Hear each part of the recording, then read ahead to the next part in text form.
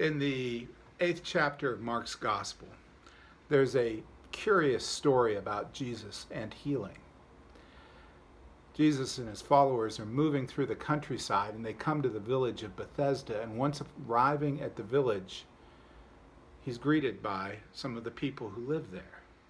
They bring forth a blind man, and Jesus is expected to heal him. Jesus escorts him out of the village, and once there, participates in what actually is a bit of folk medicine from his era. Jesus spits into his hands, rubs them together, lays them on the blind man's eyes. Now, when he pulls his hands away, we anticipate, this being Jesus, that the man's vision will be miraculously restored. It will be crystal clear. But that's not what happens. Jesus pulls his hands away and he asks the man if he can see, and the fellow finally goes, I can see people, but they look like trees. In other words, they look stiff and blocky. The healing doesn't quite take. Or maybe a better way of putting it, it's only partial. He gets part of the way there. That story has a new resonance with me today. I don't know if you've heard the news, but yesterday the governor announced that the rest of the state of Michigan is going to be following the lead of what happened a few weeks ago in the northern counties. We're moving from what's called Phase 3 to Phase 4 in the Michigan Safe Start program. Now, what this means is we're now going to be able to be doing some more things in ministry together. But it's not a complete healing. We're only partially there. The coronavirus outbreak is still going on, and so there are some things where we're still facing limitations. For example, we are still limited to having groups of 10 or less inside of our facility. So worship will have to remain, at least for now, virtual. We'll continue to have the services on Facebook and the website at 8:30 on Sunday morning. You can watch them at any time. But there are some new things that are going to be happening.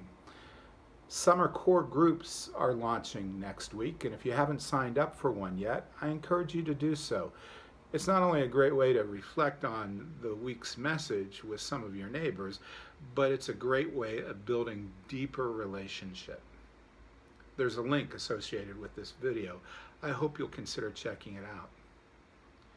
Also, the trustees and any volunteers they organize will be getting the church ready for that moment, which we hope is coming quickly, when we will be able to launch our in-person ministry. And when that happens, there will be some differences in order to keep things safe and sanitized, which is a way all of us can participate right now. If you're a person who enjoys sewing as a hobby and would like to, we'd encourage you to make some masks that you can donate to the church. You can now drop them off at our church facility most days between 9 and 2 in the afternoon. Someone's usually here now. We'll graciously accept them, and as we come back together, they'll be available for persons coming to worship to wear. We're also starting another new ministry. According to the governor's orders, we can have groups of up to 100 outside. They have to remain socially distanced, that 6 feet distance between each other, but that does allow us to get together in larger groups. So, beginning very soon, probably the beginning of July, a new ministry called Cafe is starting. It's called Children and Family Engagement. And the idea is we'll have a little brief devotional time together and then be able to go outside for large group activities. Might be something you want to keep an eye on in upcoming newsletters.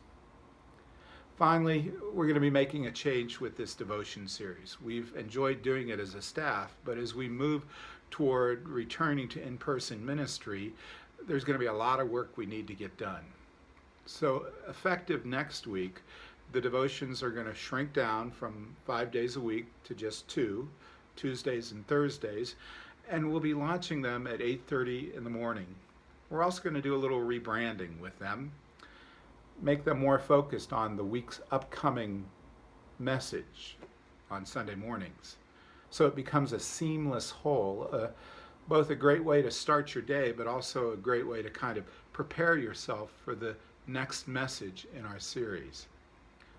There are a lot of other little changes that come with Phase 4, and if you want to read the details, you can go to the link associated with this video and see those details in our relaunch plan. We're getting closer. We're not there yet, but we are getting closer.